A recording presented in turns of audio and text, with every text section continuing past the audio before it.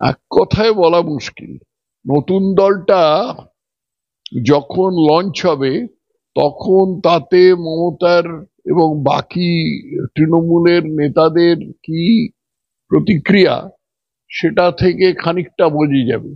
সেটা যদি বাদও দিই তাহলেও এটা তো একটা কোনো নীতির ওপর ভিত্তিকৃত দল হবে না, তৃণমূলের মতোই একটা ব্যক্তি নির্ভর দল হবে। তৃণমূল হচ্ছে পুরোপুরি মমতার সঙ্গে, Trinamool is equal to Mamata. ঠিক সেরকম আরেকটা দল হবে যেটা অভিষেক দলটা করছে, তাহলে এটা অভিষেক ইকুয়াল টু নতুন দল হবে। তো এতে ঔজ্জ্বল্যে মমতার সঙ্গে অভিষেকের তো কোনো তুলনাই হয় না, অভিজ্ঞতার তুলনা হয় না। অভিষেকের একমাত্র সুবিধা হচ্ছে যে বয়স কম, কিন্তু আবার এইদিকে চোখ খারাপ, সব নিয়ে একটা কি রকম দাঁড়াবে আমি জানি না। না, বয়স কম ঠিক আছে, কিন্তু স্ট্রাগল করার জন্য অভিজ্ঞতা লাগে, বুদ্ধি লাগে, অনেক কিছু লাগে, তো এক কথায় হয় না। আমি মমতার মানে সর্বপ্রকারে মমতার বিরোধী, কিন্তু মমতা যে লড়াই এবং সংগ্রামের মধ্যে দিয়ে এই জায়গায় এসেছে সেটা তো আমি নিজের চোখে দেখেছি। সিপিএম এর বিরুদ্ধে কি লড়াই মমতা দিয়েছে সেটা তো আমি নিজের চোখে দেখেছি। অতএব সেদিক দিয়ে কোনো অভিষেকের তুলনা হবে না। অভিষেক ওই পিসির করে চড়া অভিষেক, এখন শেষ পর্যন্ত কি করবে সেটা দেখা অনেক বাকি আছে। মমতার যদি ভালো মন্দ কিছু হয়, ভগবান না করুন, মমতার যদি ভালো মন্দ কিছু হয় তাহলে 15 মিনিটের মধ্যে তৃণমূল দলটা উঠে যাবে। হ্যাঁ, এটা আমি প্রায় ইন্টারভিউতে বলেছি আর কি। সে কথাটা আমি আবার পুনরাবৃত্তি করছি যে মমতা এবং তৃণমূল এক এবং অভিন্ন। মমতাই শেষ কথা। মমতা 1 ইঞ্চি ক্ষমতা কোনোদিন কারুকে ছাড়বেন না, অভিষেককেও ছাড়েননি, অন্য কারুকেও ছাড়েননি, এখনো মুকুল টুকুল কারুকেই ছাড়েননি, এখনো ছাড়বেন না। মুকুল মমতার একসময় খুব কাছের ছিল। যেরকম মমতা সেরকম কি নাম বললে, রিজভী কবির কে, হ্যাঁ বিএনপি নেতা। বিএনপি নেতা হিসেবে আমি তারেক রহমান, তারেক জিয়া, খালেদা জিয়া এবং তাছাড়া মির্জা ফখরুল আলমগীরের নাম জানতাম। রিজভী কবির আবার কোথা থেকে এলো আমি আজ পর্যন্ত শুনিনি কখনো। এসে থাকতে পারে, সে কলকাতা অভিযান করবে।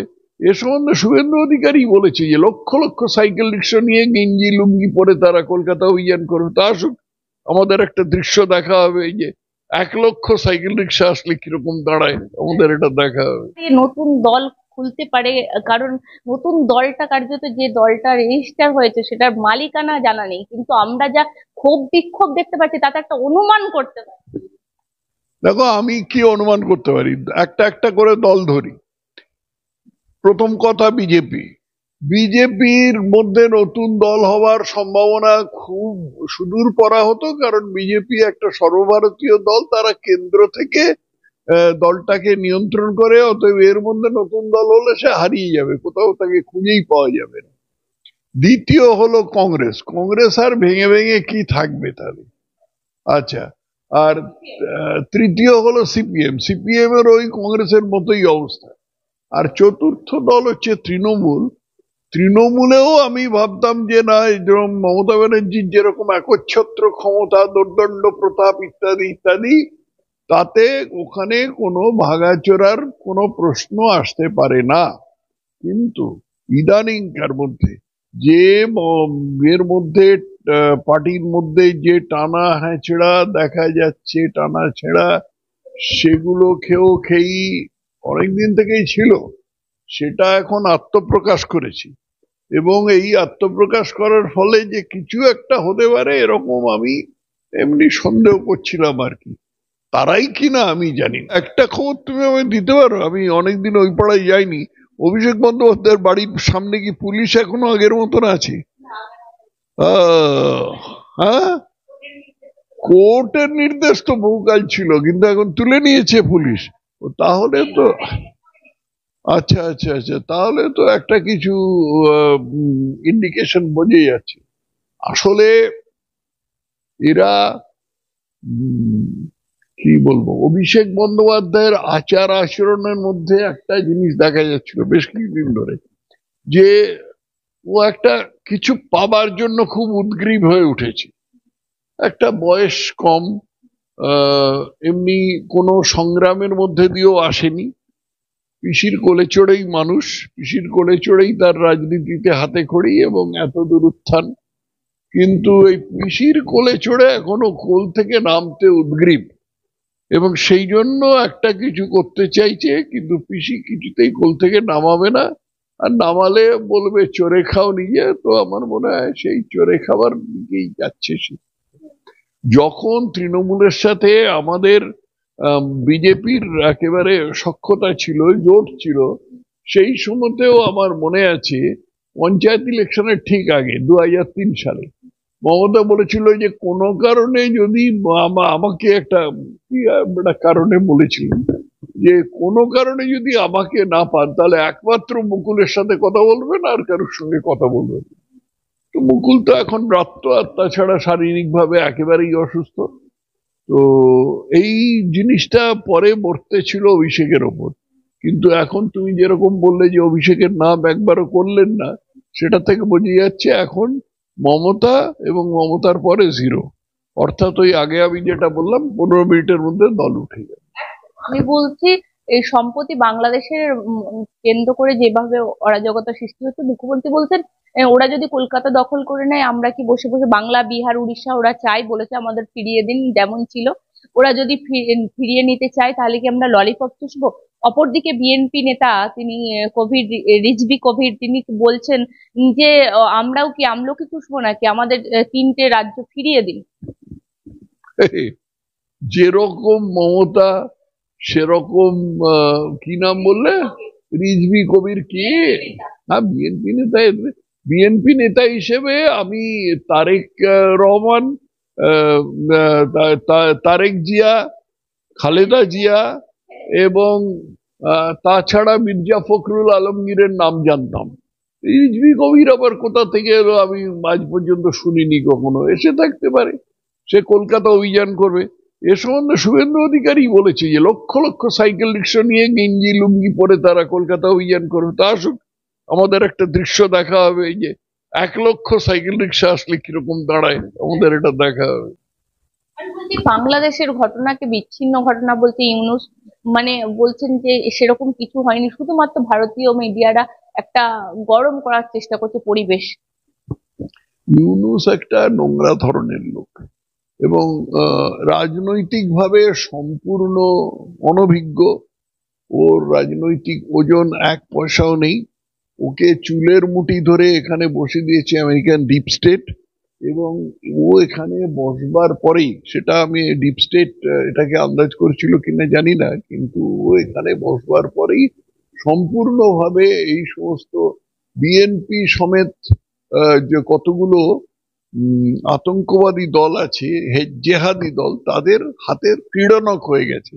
এই সমস্ত দলগুলো যারা আছে, আনসারুল্লাহ বাংলা টিম, হেফাজতে ইসলাম, হিজবুত তাহরীর, জামাতে ইসলামী, তারপর হুজিব অর্থাৎ হারকাতুল জিহাদুল ইসলাম, আরো এদিক ওদিক সব ছড়িয়ে ছিটিয়ে আছে, এদের হাতের ক্রীড়নক হয়ে গেছে। এখন এরা নিজেদের মধ্যে আবার লড়াই করছে। এরা এমনিতে ভারতের বিরুদ্ধে তো ফসফস করছে, কিন্তু হঠাৎ কেন ভারতের বিরুদ্ধে ফসফস?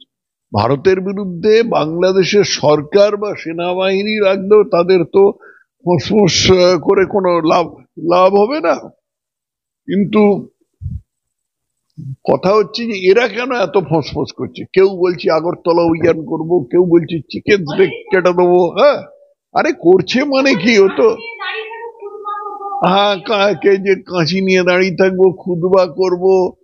কেউ আবার হয়তো বলে যে এরকম আমরা নিজেদের খুদবা দেখিয়ে দেবো, যা খুশি হতে পারে। তো এখন না না, মন্তব্য আসছে, কেন করছে এটা বোঝা দরকার। হ্যাঁ, তুলে দিয়েছি, কিন্তু কেন এই সমস্ত করছে সেটা বোঝা দরকার। এটার কারণ হচ্ছে যে এদের নিজেদের মধ্যে লড়ালড়ি আছে। একটা বিষয়ে এরা সবাই এক, সেটা হলো হিন্দুদের মারো এবং হিন্দুদের ধরে লুটপাট করো, হিন্দুদের সম্পত্তি লুটপাট করো, এতে কোনো রিস্ক নেই, হিন্দুরা হচ্ছে সফট টার্গেট, কোনো অসুবিধা হবে না। এটা ছাড়া তো আর এদের মধ্যে কোনো তালমেল নেই, এরা তো আলাদা আলাদা সংগঠন, এবং এরা নিজেদের মধ্যে এই লড়াই করছে, লড়াই আরম্ভ করেছে, এই লড়াইয়ের লক্ষণ হচ্ছে আর তো কিছু করবার ক্ষমতা নেই। অতএব এই সমস্ত বিছানার চাদর পোড়ানো, আখাউড়া আখাউড়া অভিযান, শাড়ি পোড়ানো, তারপরে পরে দেখা যাবে হয়তো উলঙ্গ হয়ে নাচা, যা খুশি হতে পারে, আমি কিছুই জানি না। হ্যাঁ, গরুর মাংস রাখতেই হবে, গরুর মাংস খেয়ে দেখাবে বা গরুর মাংস মলত্যাগ করে দেখাবে, আমি জানি না, ওদের পক্ষে সবই সম্ভব। তাহরির বা জামাতে ইসলামী বা এরা যখন বাংলাদেশ স্বাধীন হয়েছিল 1971 সালে, তখন তো এই সংগঠনগুলোকে সম্পূর্ণ নিষিদ্ধ করে দেওয়া হয়েছিল। তখন এদের মধ্যে অনেকে ছিল না, হিজবুত তাহরির যতদূর জানি আমি ছিল না, তখন প্রধানত জামাতে ইসলামী এবং নিজামে ইসলামী এই দুটোর ওপর কোপ পড়েছিল। এদের নেতা যারা ছিল তোমার গোলাম আজম, তারপরে আরো নানা রকম ছিল, এরা ছিল আর কি।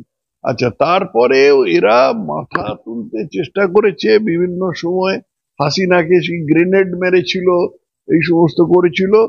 তো তারপরে হাসিনা তাদের অনেককে ফাঁসিতে ঝুলিয়েছে, যেমন সালাউদ্দিন কাদের চৌধুরী, একটা কুখ্যাত আতঙ্কবাদী, আততায়ী, গুন্ডা, বদমাইশ ধরনের লোক, তাকে ফাঁসিতে ঝুলিয়েছে। এইসবের ওপর এইসবের জন্য হাসিনার উপর রাগ থাকছে, আর ওদিকে ডিপ স্টেট একে বসিয়েছে, ইউনুসকে বসিয়েছে, তার সুযোগ নিয়ে এরা, ওই ছাত্র বিক্ষোভের সুযোগ নিয়ে এরা ঢুকে পড়ে এরা এখন ক্ষমতা দখল করার চেষ্টা করছে। কিন্তু কে ক্ষমতা দখল করবে, সেই জন্য এই আনসারুল্লাহ বাংলা টিম, হেফাজতে ইসলাম, হিজবুত তাহরির, এরা নিজেরা মধ্যে মারামারি করছে। মারামারি তো অন্য কোনো প্রকাশ নেই, অত বিছনার চাদর পোড়ানো আর শাড়ি পোড়ানো আর জাঙ্গিয়া পোড়ানো, এই সমস্ত হয়তো। বাবরি মসজিদ হবে এবার মুর্শিদাবাদে, হুমায়ুন কবিরের বার্তা, বাবরি মসজিদ করব আমরা, সেটার ভিত্তি স্থাপন করবেন মুখ্যমন্ত্রী। দেখা যাক মুখ্যমন্ত্রী করেন কিনা। মুখ্যমন্ত্রী করতে পারেন, অথবা কলকাতার মেয়র করতে পারেন, যিনি লোককে দাওয়াতে ইসলামের ডাক দিয়েছিলেন। সে যায় না, যায় সে যায় পিতৃ পরিচয়, এবং যারা এই ধরনের হয় তারা মানে কি বলবো, তারা গরু খাবার জম হয়, যখন প্রথম হয় তখন তারা মানে হিন্দু থেকে মুসলমান হয়, তখন তারা গরু খাবার জম হয়। তো এই সমস্ত যে এখানে বাবরি মসজিদ হবে বেলডাঙ্গায়, তো সেই বাবরি মসজিদ এরাও ফিরাদ হাকিম গিয়ে তৈরি করতে পারে, কে আটকাচ্ছে তাকে? বলছি, মন্দির মসজিদের রাজনীতি কি চলবে, না সাধারণ মানুষের কথা হবে বাংলায়? মন্দির মসজিদ চলবে, আপনি এইদিকে হুমায়ুন কবির বাবরি মসজিদ করবে, অপরদিকে রাম মন্দির হবে, মানে এইসবই হতে চলবে, না সত্যিকারের মানুষের কথা হবে? কবে হবে বলুন তো? ভারতবর্ষে একটা জিনিস, এটা আমার ব্যক্তিগত বিশ্বাস, এবং আমি বলছি ভারতবর্ষে কোনোদিন ধর্ম বাদ দিয়ে রাজনীতি হবে না। ধর্ম বাদ দিয়ে ভারতবর্ষে কোনোদিন রাজনীতি হবে না, এই কথাটা মুখ্যমন্ত্রী ধর্ম কেন জওহরলাল নেহরু বলেছিল, মোহনদাস গান্ধী বলেছিল, এরা সবাই বলেছিল যে ধর্মের থেকে রাজনীতিকে পৃথক রাখতে হবে। একদম বাজে কথা।